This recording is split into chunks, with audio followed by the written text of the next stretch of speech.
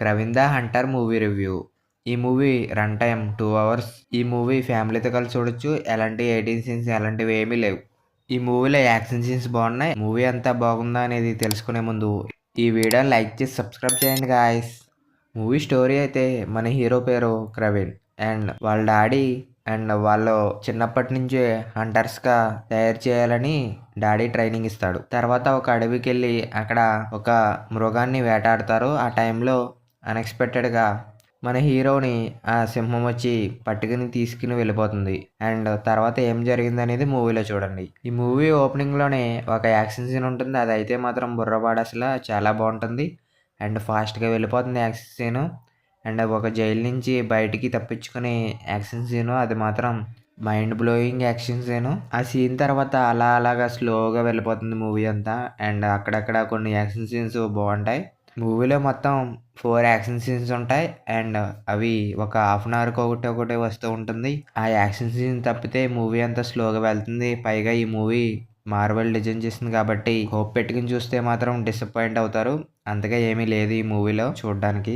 మూవీలో క్యాస్ట్ ని బాగా డిజైన్ చేశారు కానీ మూవీ అంతా ఎంగేజ్ చేయలేకపోయారు. అది మాత్రం ఈ మూవీ డిసప్పాయింట్ అవుతుంది. మెయిన్గా మూవీ అంతా స్లోగా వెళ్తుంది. అండ్ అక్కడక్కడ కొన్ని సీన్స్ బోరింగ్గా అనిపిస్తాయి. అండ్ ఈ మూవీలో విలన్స్ క్యారెక్టర్ కూడా చాలా బాగా డిజైన్ చేశారు. అండ్ వాళ్ళకు కూడా ఒక పవర్స్ ఇచ్చారు. కానీ అవి కూడా కొత్తగా ఏమనిపించదు. ఆల్రెడీ రొటీన్ ఫీలింగే వస్తుంది. పైగా వాళ్ళ యాక్షన్ సీన్స్ కూడా అంత డిఫరెంట్గా ఏమనిపించదు. పైగా ఈ మూవీ స్టోరీ ఒక దిక్కు నుంచి వేరే దిక్కు వెళ్ళిపోతుంది.